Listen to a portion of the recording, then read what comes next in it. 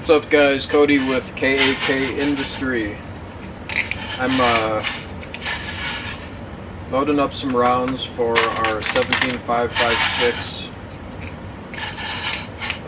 cartridge right now. I just got finished loading up a batch of the 15.5 grain Hornady NTXs. Those are right here. And I'm going to load up some 20 grainers and 25 grainers that we've been getting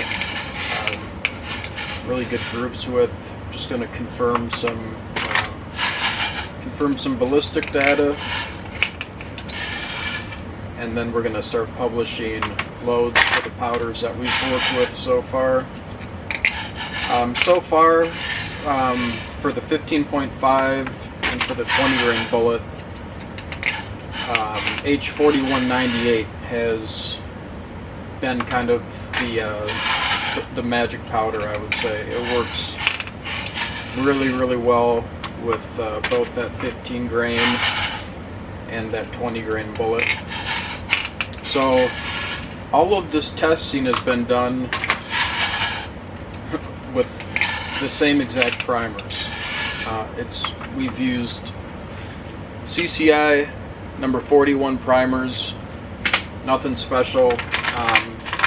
They're made for 5.56 kind of mill standard primers that go boom every time. These aren't any special like bench rust primers or anything like that. They're just it's a really good quality primer. It's not intended for shooting small groups consistently or anything like that. We wanted to develop a caliber that didn't require a bunch of kind of fancy work with brass prep and turning necks and sorting bullets or any of that kind of stuff. If you're into that, that's cool. I get a lot more technical with some of the other calibers that I load for, like 25 Creedmoor, for instance. The brass that we're using, it's mixed head stamp, so we're not using any like Lapua brass or anything like that. This is just mixed head stamp, once fired military brass, and you'll see here's a old TTA casing, a lot of Lake City, a lot of Winchester. The majority of it's Lake City. You'll see some Federal, Remington, IMI, and that's something that we wanted to. One of the big factors on how we designed this chamber. There's a lot more that goes into it, but that was one of the aspects. We wanted to offer an inexpensive cartridge that you could just basically pick a powder for. Like I said before, we've got loads on 6 or 7 powders already, and we haven't spent tons and tons of time testing across the spectrum for powders. What we've noticed so far is that this caliber or this cartridge more specifically, is very tolerant with powder. So it's not like one of those cartridges where it's like, well, you got to use Varget and this grain bullet and this primer, and the primer's got to be seated at this depth and the bullet's got to be seated at this depth, and that's the only way it's going to work. It's nothing like that. So like I said before, mixed head stamp brass, so slightly different case capacity. If you really wanted to get into it, then yeah, use you can convert this brass relatively easily on your own with our full-length sizing die. It's not too tough to do. I wouldn't recommend trying to use like brand new brass. You want something that's work hardened, so something that's been fired one time will work just fine. The only kind of finicky thing with converting this brass is the spring back that you're going to encounter when you're trying to form that neck from 22 down to 17. So just keep that in mind when we convert our brass, and that's something we have available on our website. We wanted to make sure that we had as many components as we could possibly provide, with the exception of, obviously, we don't make primers and we don't make powder. We're able to provide the barrels, obviously. We're able to provide the die sets. We worked with Reading on these, and worked with them very closely just to really dial in the exact dimensions that we wanted for this particular chamber design.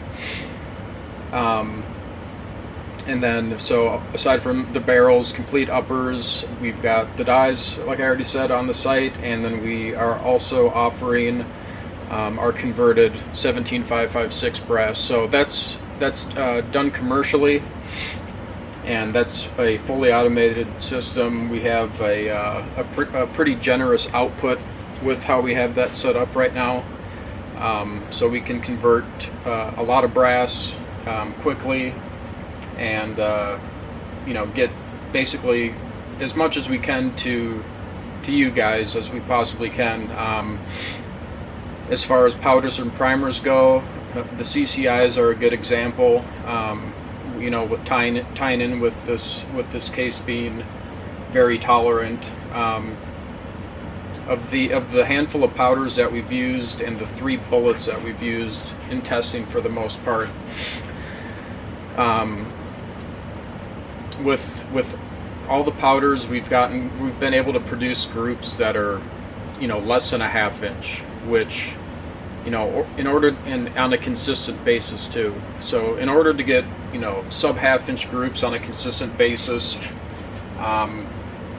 over a wide array of powders, that's not incredibly common. So that's something that we're definitely happy about how that turned out. Another issue, and I've ran into this issue, and a lot of the guys at work and a lot of people that I talk to, that shoot prairie dogs or coyotes or target shoot 17 cal, pretty much anything, is the carbon fouling issue in the bore. So it's kind of up for debate. Is the kind of accelerated bore fouling because of the small neck diameter pushing a 17 cal projectile down the barrel? Is it due to how the barrels are manufactured?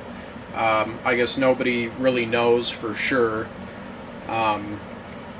I've encountered that issue plenty on all the 17 HMR guns that I own out in the field, like prairie dog hunting or anything. If I wanted to keep shooting that rifle, and I'd use 17 HMR at about 200 yards and in, just because where I go out in the Dakotas to do that, there's always wind, and that bullet, being a rimfire cartridge, and the velocity that the bullet's got behind it, after 200 yards you're not going to be on target 100% of the time. You're not going to be hitting what you're aiming at unless there's absolutely no wind, and that's never the case in the Dakotas.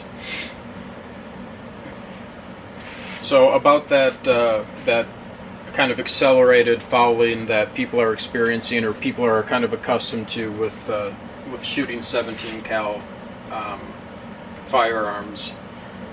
So the smallest group that we've produced with this cartridge so far was a .128 MOA group, and that was done around the 450 round mark. and exactly 0 patches have ever been pushed through that bore. So the powder fouling issue seems to, for our chamber design and the way that we make our barrels, we make all of our barrels, we make pretty much everything we sell, bolt carrier groups, barrels, even down to little takedown detents and stuff like that. It's all in-house. We've been making barrels for quite a long time, and as from what we've experienced so far, shooting that .128 MOA group, and then at the same time shooting sub half-inch groups, even when the barrel's stifling hot. That's another thing that we notice with this is we're not noticing an accuracy dispersion as the barrel heats up. For, I guess that's a couple of reasons. It's an SPR fluted profile barrel. It's got a little bit more meat to it than, if you're going to run into like a government profile, or obviously a lightweight profile or anything like that. It's it's an SPR profile. It's got a little bit more meat to it, so that definitely helps with that. And if you're shooting a lot, if you're prairie dog hunting, or you're mowing down whatever, it's definitely helpful to know that your groups aren't going to start opening up as your barrel heats up.